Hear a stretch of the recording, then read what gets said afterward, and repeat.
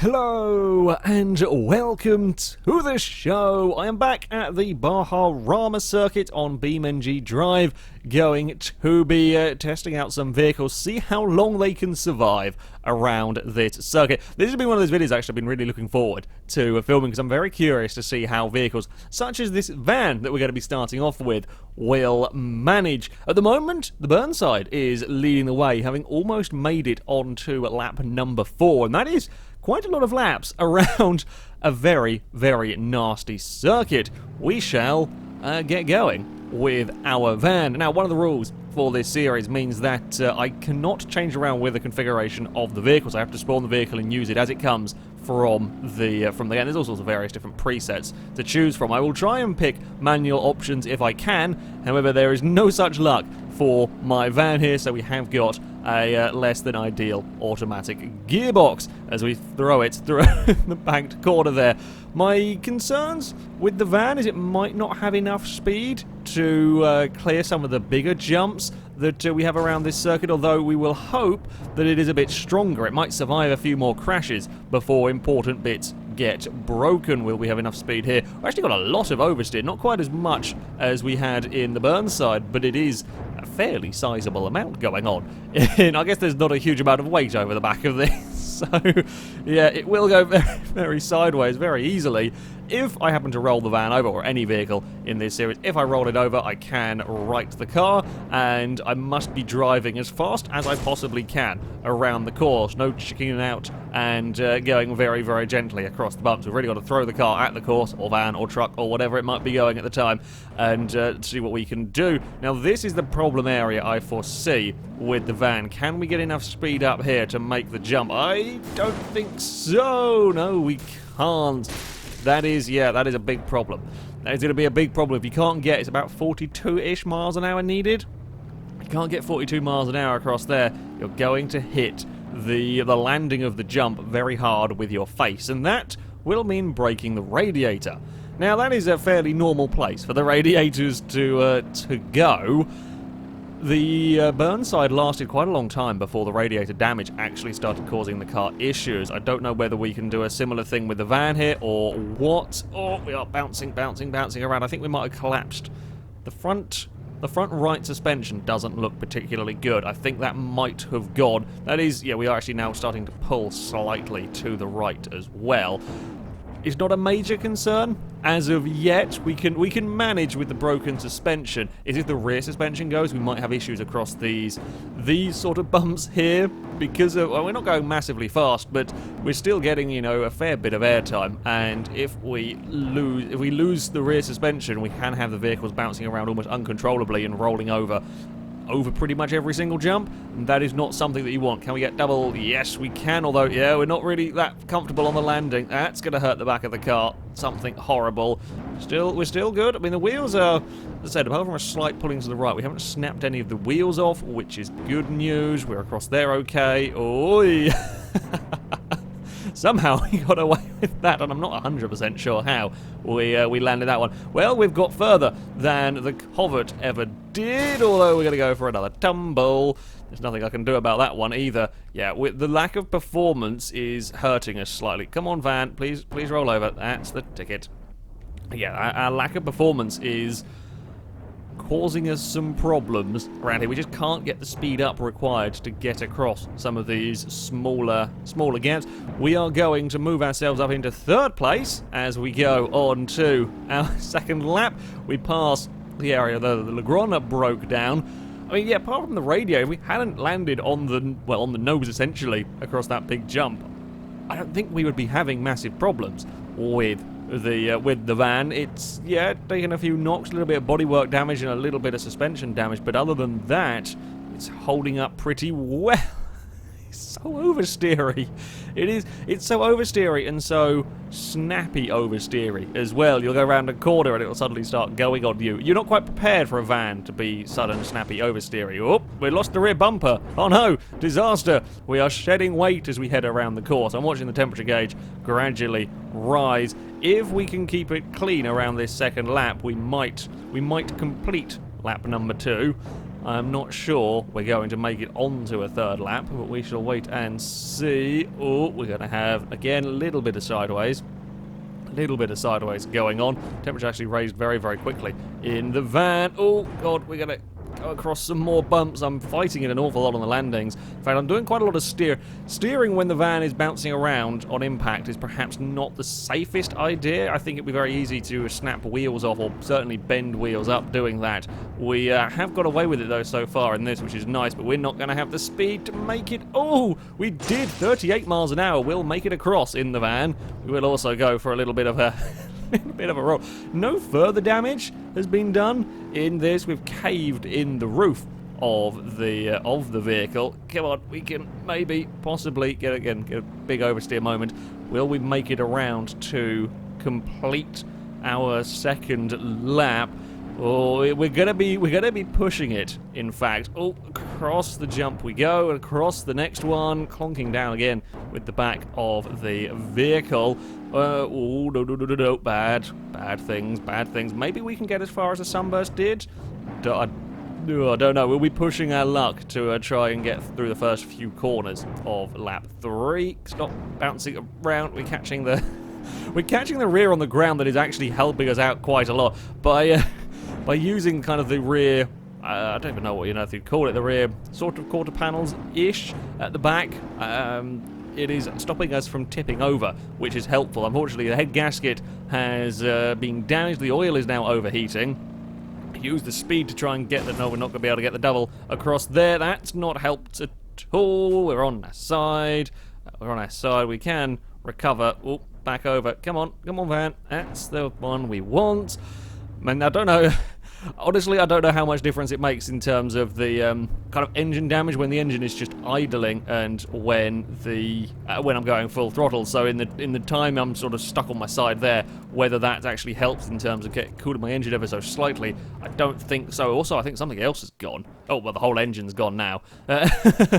Something went as we were setting off because we stopped really driving properly, but it's not going to matter for our van. In the end of the run, we didn't quite make it around to complete our second lap. We have not got as far as the sunburst. It was the dead radiator and a little bit too much time wasted bouncing around upside down and not being able to carry the speed. Essentially, across jumps would do the van in. Now, speed should not be a problem for our next vehicle, as it's a supercar. However, ride height and suspension might. They might be the bigger concerns for this one. Oh, wait, this one here, we can have it in a manual, which is nice. We should be able to get enough speed to clear the jumps, although we could have the issue whereby we are too fast accelerating across some of these jumps, and where you really want to be aiming for trying to, maybe get past 2 of the bumps. We'll end up trying to get past 3. We'll clear sort of 2.5 and then smack it into the ground. We'll have to kind of wait and see on that front. God, dear, it's nice having a supercar. Having just driven a van, there is a lot more grip and a lot more speed in this. Now, how will we fare across these opening bumps? Oh, we're going to go for a spin. Now, actual engine damage, a lot less likely in this car with the engine, well, I say engine now, like physically breaking the engine from a crash is less likely with the engine being at the back. However, it's probably going to still be the radiator that is the weak, or the engine being in the middle, the radiator that is likely to be the weak link, although we've actually survived a couple of early hits without too much of a problem. Now we can floor it up here. We will get lovely. Look at that. That is what we want across those 2 bumps. So smooth through that section. We've got to be careful. This next part is where we get into trouble. So we can climb our way up here. Oh, but we've got to stop it bouncing around, because then we've got to get it on the power here to clear this jump. Are we going to go quick enough? Yes, easily we're going to go quick enough. A little bit wonky on the landing. Now, the bigger concern with this, we've got past the worst jump in terms of breaking the radiator, but it's the wheels and suspension that are potentially going to be the issue on a supercar. Let's face it, they're going to be the weak point around here. Although we are so nice across these jumps, although that's a little bit of a wonky landing. I think our suspension is going to be giving up. If it hasn't already, it's probably not going to be long for this world. Ooh, we're bouncing around horribly, but it is still alive. The car soldiers on. I don't know how many knocks it can take around here. We have, I think most of the car's radiator's actually gone before we've got to this stage. Even the Burnside radiator was gone, so I don't know how many of these smaller knocks it'll take before we end up breaking something important. It does look, though, like it might be a wheel that gives way before it is the engine itself. Come on, clear as many of these as we can. Oh, look at that. That is lovely from the bolide. We're across, and another one. We're going to go across it sideways. But it's fine. We've landed those about as smoothly as can be. This could be a turn up for the books. A supercar being the the longest survivor. Don't know what it's going to take to kill this. This is not really... Oh, that might kill it if we're not careful. There was a crashing sound. I think it was just a window breaking. However, crashing sound is never comforting on here. We've made an entire lap and nothing is broken majorly on our car. There is little bits of damage. The doors are slightly bent. Sort of looks like a British car from the 70s or 80s with the panel gaps going on around it. We've smashed a few windows. We've lost one tail light. The other tail light's still even working. We've survived an entire lap with a working tail light. That's the level of survivability that we have got going on here, although that's not going to help matters get out of the weeds. Oh no, dear. We're going to clonk, clonk, clonk. And that is probably going to be that. Can we get going? Oh, we might... Oh, no. We might get going to an extent. I mean, the rules were generally that if the car could no longer make the course, it would be out of contention. So if it lost a front wheel and it couldn't turn, or the steering got so buckled it couldn't make a corner, I mean, this might be able to go a little bit further. Don't know whether we're going to be able to get around the course in this condition, because I think we will end up beaching it before we can. Yeah, that's going to be that, I think. Oh, it did so well. It did so well. But a twist on the takeoff of a jump, and it's that awkward landing. The awkward landing that we just can't deal with in a supercar. Not got the strength to survive that. It will snap off one of the rear wheels. And I don't think we can get it going any more. The diff is, I'm guessing, it must be an open diff because we're not really spinning. We're not trying to move the left wheel particularly. So there is, yeah, it's kind of a little bit funky. But regardless, it did complete a lap though. It did make it around a lap, and it made it further than the Covert and further than the Legrand. Not quite as far as the van. There we go, our first vehicle to go out from a loss of a single wheel. It's a shame it was going so very, very well for the supercar. But, well, that's the way it goes here. Well, to finish it off, I've gone for a muscle car. The Moonhawk is notoriously strong. In fact, I've put this through many crashes. You can put it through. Oh, if I start again.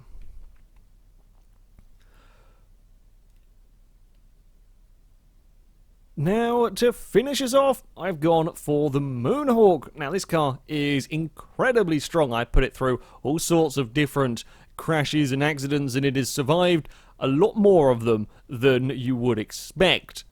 Potentially, then, should be a good choice for out here. But, well, the Baja course is a vicious, vicious bugger, and who knows what... the suspension going on. Sorry, I've got distracted completely, having just driven what is essentially a relatively modern supercar, and then we go to this that's a wobblemobile. However, that might be helpful. With that little bit more compliance in the suspension across these bumps, across the nasty sections, might be good. Might be good for our Moonhawk. Oh, God. That I think that's literally just bent the entire chassis. We landed with the middle of the car on the, I guess, crest of the jump. That is not good. That is a very, very surefire way of snapping a driveline if you're not careful. I do not want to land like that again, if I can help it. We're not going to quite have the speed of our previous vehicle. However, I'm hoping we will still have enough speed to clear the worst of the jumps here. See, we can't quite get across these as neatly as we could previously, but the most important one is coming up. Now, if we can get up the first part here, Get up there neatly, yes, like so. And then we're going to have to kind of crest this. We're bouncing around a little bit. Come on, Moonhawk. Put down that power. Get it up to speed. Oh, 38 miles an hour. We're on fire. The fuel tank's gone. That's a new one. We caught it with the back of the car, and that has ruptured the fuel tank. Everything is on fire, but we can keep going.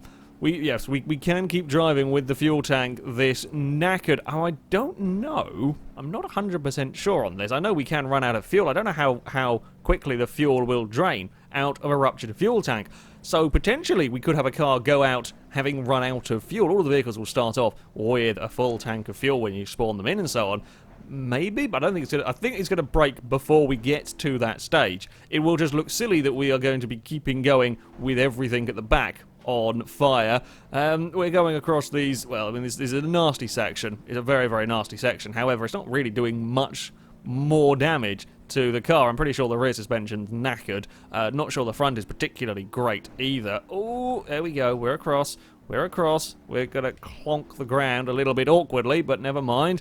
I'm still checking on that fuel gauge. I mean, it has moved a little bit. I'm not sure if that's just the normal amount for driving a rounded lap here. Let's face it. We are going to make it, I'm hoping, make it a lap. Again, another car making it a full lap without having damaged the radiator. That would be nice if we could. Oh, it's just a different thing that we've got going on here. We almost landed awkwardly on that front right wheel, but we got away with it. I think we're actually still going pretty much in a straight line. There we go. We've made it a lap, so further than the Covet, further than the Legrand. We are massively, massively on fire. But that doesn't stop it. That does not stop the Moonhawk. In fact, we're going to do some drifting while on fire. It is all of the clickbait possible. Oh, I've spun it. Never mind. No, I meant to do that. I meant to do that. We were showing off the fire. Yes, we shall use that as an excuse. Oh, now my screen is for. Has those flames got worse? Because my camera angle, I don't know if they've got worse or not. It seems to be like it's coming out of 3 different points at the back of the car. We're going to have a slightly higher camera angle, because otherwise all our footage is going to be just fire. Just all of the fire is going on right now. Also, second gear seems to be the one working in the Moonhawk. We are about to get past where the... Oh, we do seem to be lost a little bit of performance. We've got past, though, where the bolide would break down. That fire, I definitely think, is getting bigger. At the moment, that's more of the car is currently getting engulfed in flames now. Yeah, it's kind of coming out of the back seat. Oh, we've lost a tyre. We've lost both of the rear tyres. That's perhaps why we were losing performance. We have now lost, we've lost a lot of traction. We've lost a lot of visibility as well. We may have to swap. Oh, that's not a fun view. It's not a fun view when there's a lot of fire going on. I don't actually want to be... In fact, maybe if we just go for... no, wait, we do want orbit camera. If we go far enough back, we might be able to see something over the fire. The issue is now we've lost tyres, which is... Oh, that's a horrible, horrible knock at the front, which means we've got no traction, which means we are struggling to get going. The radiator is still alive. The entire car is now engulfed in flames. The entire car is going up. Now, I don't know what the fire can damage in here. I know that it's, well, yeah, this shouldn't still be drivable, let's face it. I'm now driving this from a wonky angle, and I apologise for that. It's the only way we're actually going to be able to see anything, though. Oh, come on, car. We are still going. We're not going very quickly, but we are still going. Although, oh, okay, we're now struggling for turning. I think we may see another potential issue is if the fire gets to the front tyres, we lose them as well, then we might really have issues getting the vehicle turned around the corner. Also, you know, this camera angle isn't helping with the whole perception because we are at a little bit of a wonkier angle. Oh, come on, try and use some of that V8 power. Anywhere, maybe some V8 power would be nice around. This might be the silliest sight yet on this course. Never mind a supercar. Oh, there goes. The front left and front right tyres are both down. Now, we can keep going until we can no longer make the course. If we have to go into reverse to get around a corner, that will be counted as the car out. Now, this is rear-wheel drive, so we might be able to use the rear to get the car turned. We will have to wait and see. Although my bigger concern is perhaps the traction if we fail, and we probably will fail, to make one of these jumps somewhere that... we won't be able to get up the other side. because we were going to have absolutely no grip. So if we can't carry the speed to get across a jump, come on, car, make the turn, we're using the banking to get it around the corner. I don't know if the fire is going to affect any other parts in the car other than the tyres. Or, I mean, that's just about on the course, but we're never going to have the speed to get across there. We are going to climb out the other side, though. Come on, you can make it onto the third lap. You can make it onto this third lap. Although I'm not sure we're going to make this corner up here. Come on, there we go. That's it. Well, we actually got some turning going on there. I don't know how we got some turning going on there, but that's good news. We're still alive. We are still alive as we head on to our third lap with the Fireball. It shouldn't be called the Moonhawk. It should be called the Fireball, because there is literally not a bit of this car that currently isn't on fire. It's really quite impressive. Oh, we've lost steering. Our front left wheel has lost steering, and that will be what's given up. That's why we could turn to the right-hand side, but we couldn't turn left. It's gone. It has died. There is there is nothing left for the Moonhawk. I won't be able to get turned to the left without going into reverse, so that will be the car out of commission. It made it onto its third lap. Very similar, but I don't think quite as far as we got the Sunburst. I think the Sunburst just made it a little bit further down this road. That was a spectacular one. I will say that much. That was a hell of a spectacular one. It completed a full lap, or a full sort of lap and a half, just a complete and utter Fireball. In the end, punctured tyres cost it dearly, and a snapped steering arm. It was the front left steering that we lost, meaning turning to the left wasn't really working. If we'd had the rear tyres, we could have made it work. If we hadn't caught fire, we'd just snapped the steering. We could have made it work using the handbrake and using the power, using the wheel spin essentially to get the car just about around a corner could work, but we didn't. That's the Moonhawk done. The radiator's fine. The radiator's fine. It's I think it's the first car to have expired with a radiator still. And I guess technically the Bolide didn't have its radiator gone either. We had 2 cars expire through causes completely unrelated to the radiator and the radiator being unaffected. However, the Burnside will remain the victor, will remain the leader in this series. That is going to be it from me. Thank you very much for watching, and from our fiery muscle car, goodbye.